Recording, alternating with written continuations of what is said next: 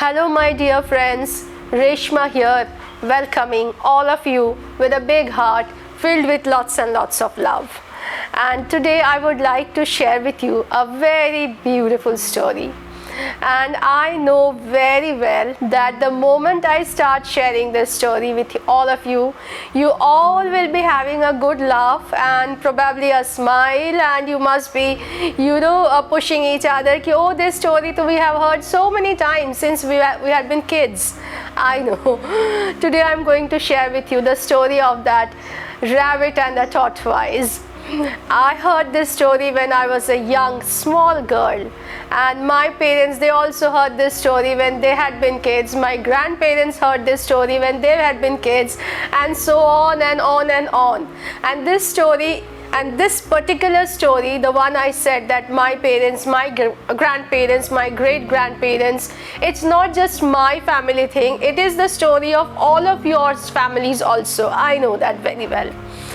And as we say, from the moral of the story, what we learn from the story of the rabbit and the tortoise is slow and steady wins the race, right? Yeah, I know.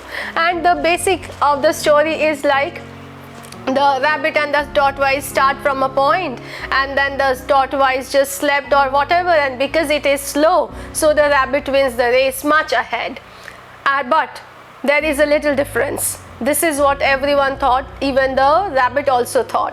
But what happens, as we know, that it is the tortoise who wins this race, right?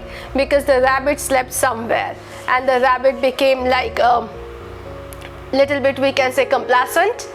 And the tortoise, though it was walking very slowly, because tortoises are slow as we know, but still it managed to win the race. And here actually the credit, even though the moral is slow and steady wins the race, but the thing is, the credit goes to the rabbit some way. This is what and how I feels, because it's being said now, because the rabbit slept being complacent, that's the reason the tortoise win this race. So that means the credit goes to the rabbit in some way or the other. But is it not like, demeaning and degrading the win of the tortoise, right? I just request you, think it like little bit like this. You will get that it is demeaning the win of the tortoise, that it is because the weakness of the rabbit, for that it wins. Here I just try to think and imagine in a little bit different way. Like while the tortoise was walking, the first thing is it kept the belief in itself. For him, it was not winning the race, so to say, quote unquote. For him, the most important thing with him was that I have to complete this journey. I have to walk this journey. In the mind of the tortoise, it was not winning the race. In the mind of the tortoise, it was always this, I have to finish this journey. Because everybody's head and mind was full of that, oh, it's the rabbit, he will win the race. So what the tortoise will be doing? He can't even reach the, the end point. So the first thing was in his heart is, I have to prove myself to my own self that yes, I can go along this marathon, and I do have the power and potential within myself to go through this entire marathon and hit the finish line. This was the first thing I understand. The next thing that I understand from this particular story is, while the rabbit was walking, it was not just walking, so to say, While it was walking, it was actually, absorbing whatever coming along its way. What it was absorbing was like, the gush of the wind. The wind was hitting its face, the cool breeze. The rabbit was enjoying it. While the rabbit was walking through that meadow, it was, enjoying those beautiful green grass carpet under its feet. It was just, feeling those cushions under its feet, and it was enjoying that ride, even though it was bumpy mentally for him, but physically it was not. again, while he was walking, because it was a beautiful meadow, so everywhere it was, full of beautiful flowers all around. So the tortoise was looking to those flowers all around, and it was feeling those colors in his heart, which was giving him that energy. Then it was, seeing all those plants and the trees full of, those luscious, fruity, juicy fruits, plum, apricot, apple, oranges, and so many cherries, and so many. And on those, those trees, those branches, there were the birds that were chirping.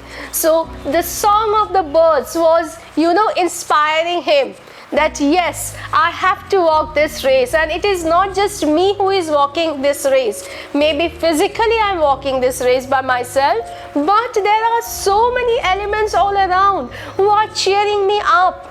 Then the squirrels, which were squeaking around the trees, probably there were monkeys also all around. Then, you just imagine, and you can see so many elements all around that were cheering for the rabbit, that hey rabbit, no, sorry, for the tortoise, that hey, you go, we are there with you, and you are going to go there. So I always, love to believe and imagine it in this way. I paint it my way, because I always believe that whatever the stories that we hear, that is not just be all and end all.